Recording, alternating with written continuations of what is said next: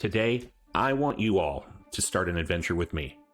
In the Fabula Ultima world, I'm going to create a new series called How to Fabula Ultima, which isn't anything original, but that's okay. The beautiful part about Fabula Ultima is you can take some creative narrative out of not so original tropes and maybe some content you've seen in an anime or a JRPG and really build off of that.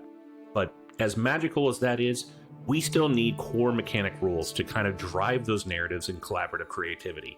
Today, we're going to be talking about attributes and skill checks. Now, before we get started, I want to reach out to all of my viewers who are giving my content a little bit of viewership. And if anyone's new to this and wants any inquiries answered on how to play Fabula Ultima or excited to learn more, hey, hit my likes, hit my subscribe button. I love knowing that there's people that are getting excited as I am to play this game. So without further ado, I want to also mention that anything I put out on these videos comes straight from the core rulebook, or maybe some additional content should we ever deep delve further in that. But either way, thank you for being part of this, and let's learn one of my favorite games, and probably going to be for the foreseeable future, my favorite game of all time. So in my first of the two topics we're going to discuss today, we're going to start with attributes. And fortunately for me, if you can see my shirt and see my wonderful Kefka Palazzo shirt from Final Fantasy VI, you know I'm a big fan of JRPGs. I also know most of my viewers who are intrigued by Fabula Ultima are fans of TTRPGs. So taking both at face value, I'm going to assume no matter what side of the table you're on, if not both like me, you know what attributes are at face value. But in the sense of most people who understand TTRPG content, you're familiar probably with the D20 system in Dungeons & Dragons or maybe Pathfinder. What Fabula Ultima really wants to do is make that condensed and rules light, so the game is much more free-flowing, fun, and easy to pick up, but also mechanically charged to really deliver a mechanical value to all the collaborative narrative and creativity you bring to the table. So going back to attributes, we're going to discuss the fact that there's only 4 of them, and that starts with dexterity, insight, might, and willpower. Now, all 4 of these have their values in what we're going to talk about later in checks, but also they bring more to the character than just those roles. It starts with the fact that dexterity can contribute to the physical defense of your character's armor. Insight provides magic resistance to their magical armor, for better words. Then we have might that contributes to your actual hit point pool. And then we have willpower that contributes to your mind points or mana or whatever you want to call it. We'll go more into those details later in another video, but it's important to understand that the attributes, numbers, while basic, have such a core engine to everything that exists in Fabula Ultima.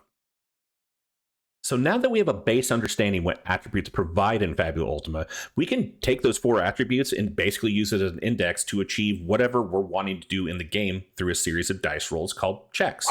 And checks are literally just a pairing of dice rolls that come off the attributes of dexterity, insight, might, and willpower. And it's simple as that. Of course, I say that, but if you're anything like me, I'm a visual learner. So we're going to just take that application and we're going to go ahead and take it to an example. Check it out. So in the given example, we're going to use one of the stars of the show from the Fabula Ultima Press Start module, which is basically an onboarding one-shot for new GMs and players that you can get free of charge on the Fabula Ultima website. I also provide the actual play for that Press Start module in 2 different occasions. One's a complete one is only halfway achieved. But back to the example, Blair Clarimond is the primary role we're looking at. They are a mixture of a kind of healer, bard, student type of character. They have classes for it, but we'll go into that in a different video. What I want to focus on is the top left corner here at the attributes. I've already gone over dexterity, insight, might, and willpower as the 4 core attributes. What I hadn't gone over yet is in the rows, the dice value through each one of them. Now, once again, in a character creation video, we will look to see how this is obtained. It is not difficult. It's actually just a chart of options, but we'll go in more details on that. What we'll do is just take what we have, and we're going to create basically a scenario where I'll be asking checks. Now, Blair is the heir to the throne of Denova, so they're royalty. Let's just set the scene. They're at a royal ball and maybe has some questionable opinions on how their father has been running things and maybe suspects some sort of foul play. there's some younger dukes that have some influence in the area, and they decide they're going to go up to them and kind of schmooze them up. And Blair just basically tries to use a little bit of compliments and then ask some things about them or maybe their father that they've heard. As a GM, when I hear that narrative, I take that and I try to ask them to make a pairing of roles based on their attributes. So given the fact that she is using history of knowing her father may have been up to no good, we're going to use insight as one of the die. But she's also trying to influence the individuals at the ball, which we're going to rely on willpower. So I will ask them to roll insight willpower, which for Blair Claremont, the insight's a D10, the willpower's a D8. So we'll roll that pairing just real quick to see what comes up in a result. And we have a 10, a 7 from the D10 and a 3 from the D8, which in most cases, a difficulty level will be anywhere between a 7 being easy, 10 being medium, and 13 being hard.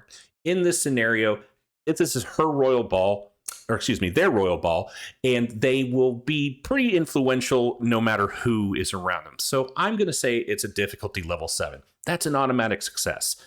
That's it. That's a skill check. You say what you want to do. The GM says, roll me a pair of whatever attribute die.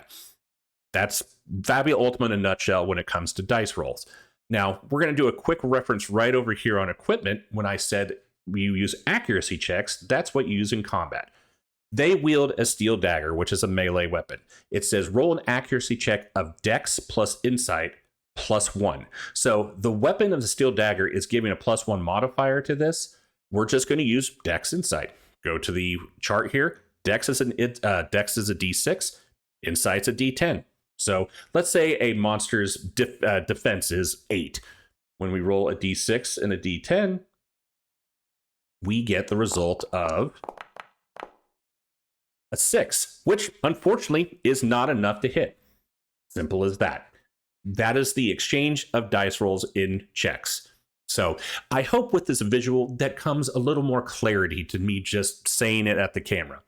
So after looking at that example, I hope that articulated what the attempts of checks are by just using attributes. That's simplicity of Fabula Ultima. That's the rules light system. Now, there's definitely some fun complexities that can be added onto this, but we're not all about jumping headfirst into that.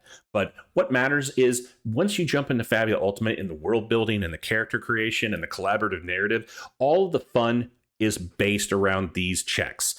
And then you can get certain things that'll help you boon the rolls, scenarios that might obviously have modifiers and positive and negative just by the DM. But either way, I hope this is articulate and understanding on how to use attributes and then translate them to checks in Fabula Ultima. I appreciate the time you've given me to this video, and as I continue to learn to try to produce this content, I'm happy to hear your feedback on maybe some shortcomings, or maybe just ask me some things you caught in the video that got your attention. Either way, remember, like, subscribe, and let's learn more about Fabula Ultima.